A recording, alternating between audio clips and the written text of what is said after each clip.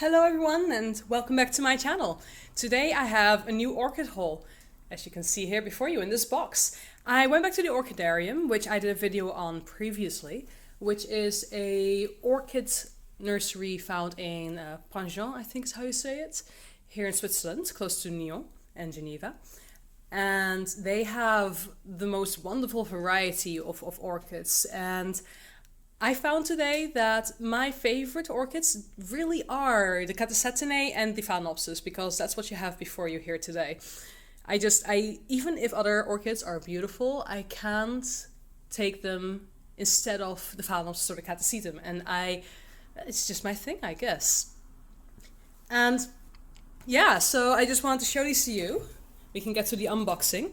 I think I'll remove the Catasetum first. Oops, there goes. To try and make sure that these buds come out without snapping. I've removed the phone from the tripod because it's too large for me to show you stationary on the tripod. I would have to go all the way to the other side of the room and then it would become very difficult for you to see. So I'm filming this by hand, so please don't mind it jittering. As you can see, I've got a Catasetum type here. It has a very nice plump new growth with just a few leaves missing, but there's no real sign of dormancy in any of the other leaves yet, so I think it'll be keeping its leaves for quite a while longer still. And the tag reads Catasetum Penang Jumbo Sweetheart. And they had one in bloom in the Orchidarium, and the blooms were absolutely huge. I'll put a picture up on the screen somewhere of the one that was in bloom. So I couldn't pass on this one, especially not after I smelled it, because I smelled the flowers and they smelled delicious, really good. So I can't wait for my buds to open, because this one is only in bud, and you can see how big the flower spike is. See how large these are? These are large buds.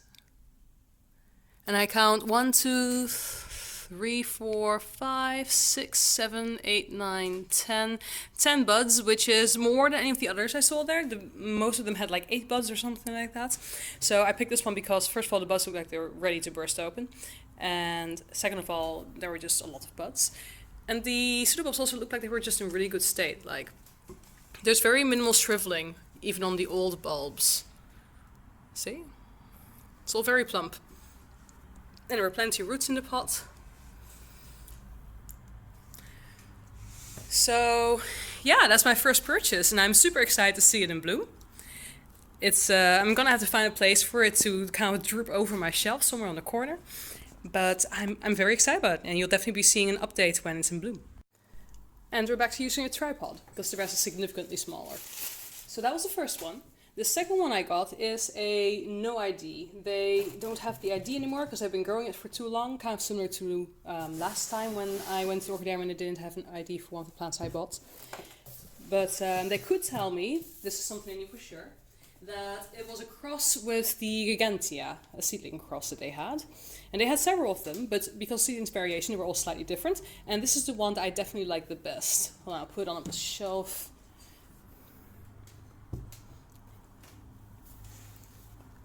There we go.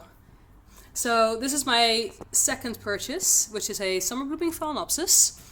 And would you look at that bloom?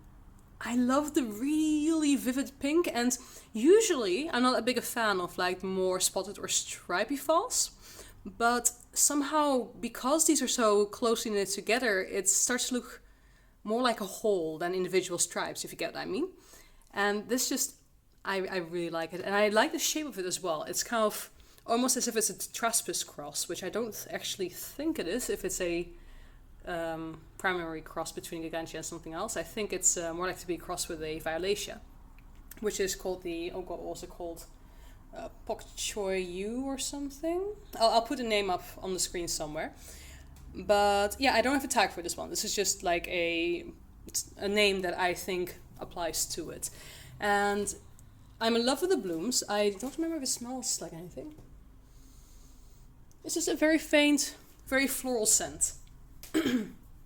So nothing really to write home about, but then again, it only just got here. Maybe once it gets a little bit more comfortable and the second blooms, there might be a stronger scent. And the plant itself looks really healthy as well. Just bring you up here so you can see better. Yeah, you see these leaves are large, like pretty large. I think they're pretty large. About as large as they're slightly larger than my palm. And I have pretty big hands for a woman. So it looks really good. All the leaves don't have any sort of markings or discolorations. There is one odd little leaf over here that was very small. I'm not sure what happened there at that point, but after that the leaves start growing faster, larger quite faster again, and now they're back to proper full size almost. Because down here you can see this one here. This is the largest leaf it has, and it's larger than my palm by a fair bit. This is my fingers at the crown now. So it has the ability to become a very large Phalaenopsis. And it has area roots all over the place, and I can't quite see what's in the pot because if you can see, it's like completely obscured by algae. There is crazy algal growth in this pot. And I know from past experience that the plants I get at the Orchidarium aren't always pest-free. I've had one that had a slug in it, which I only discovered like a month after I had it. I don't know how I possibly missed it earlier because it was a pretty huge slug. But now I know what to look for when I think there might be a slug, because in hindsight there were some signs, as you've seen. And there tend to be some earwigs in there, which I'm not very fond of at all. So I should repot it soonish. But in general, health and age, the plants in Orchidarium tend to be very healthy and extremely mature. As you can see, this is no small plant. This has been alive for a while. So yeah, this is my second purchase, a noID, which looks a lot like the Mok Choi Yew, Gigantea crossed with violacea.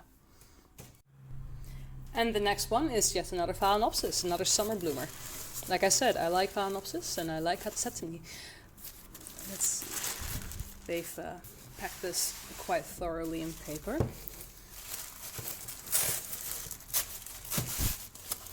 Tear it away. This one does come with ID. All the others have IDs. It's just that one pink phal that doesn't have an ID. There we go. Just toss it on the floor for now. So you can see it's a very mature plant, my bad, with pretty large leaves. I'm a little bit worried about how big it can become space-wise, but I like the flower so much. Let me put it on the shelf for you. So this is the third purchase, which is the Phalaenopsis violacea variation sumatra crossed with cornu-cervii variation red. And I got it especially because the smell was amazing. You can definitely kind of find that slight cinnamon hint from the violacea in there, but it's still quite different. It's more floral. And I really like the deep reds as well. But first let's look at the plant itself. It has, as you can see, plenty of leaves. Nice progression as well, becoming larger and larger. And the main reason I picked this particular plant, because they had several, is because of the sheer amount of spikes. So you've got one here, a second one here, a third one, but down here, I'll see if I can bring you in closer and show you. Focus, please. Down there you have a fourth spike appearing. So there will literally be 4 flower spikes at the same time, which is, well, a pretty amazing display, so I couldn't pass up on that. And there's still plenty of buds coming as well. So here you have a close-up of the flower a little bit. There we go. Sorry for the wiggling. It's really glossy, which is something I always really like, and the red is super deep. And here the bottom part of the dorsal sepals are kind of hot pinkish, actually. Well, not hot pink, they're darker than that, they're purplish, but it's markedly different from the rest of the flower. I'm not sure how well it comes across on the camera itself. And the other thing I really like is the nose. Well, I call it a nose, it's not actually called a nose. I should rewatch my own flower anatomy video. But do you see that kind of like gradient of the deep purplish red to the yellow? I really, really like that. That's one of the big things that drew me to this plant. It's absolutely beautiful.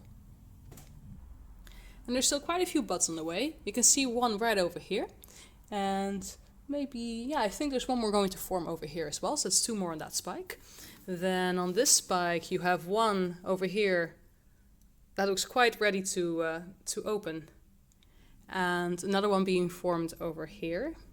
So that's another 2, total of 4. And then with the longest spike, which has a bit of a mess of a bloom display right now. Let's see. Focus, please. You have this one, and there's another one coming right over here. So, if everything goes well and nothing blasts, I have at least 6 more flowers to look forward to. And hopefully this little spike over here also continues to develop. In which case, I'll have flowers for a long while from this plant. And I'm very happy about this. Very pleased I bought this one. And the last one is a little bit special, because it is not in bloom and probably won't be for what they estimated would be another 4 years. So I'm in for a very long wait with this one. And maybe some of you can already guess what it is.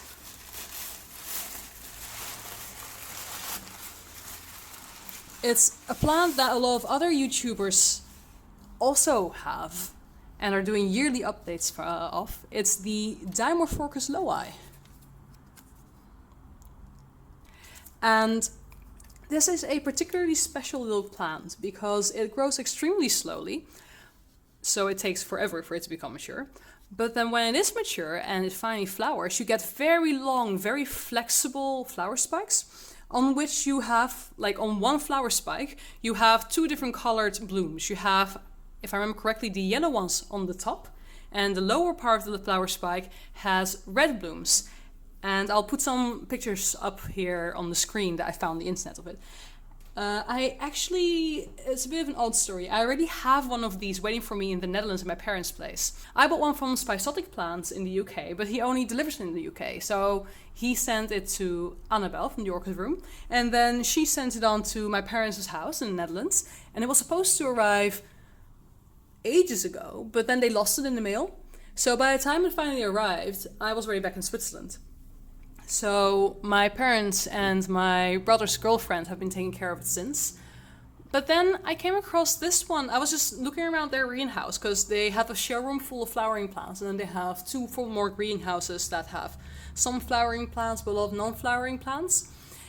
And I saw this one and I was like, wait, this kind of looks like a Dimorphorchis. So I get closer and it is a Dimorphorchis. So I'm completely surprised because it's supposed to be a pretty rare plant.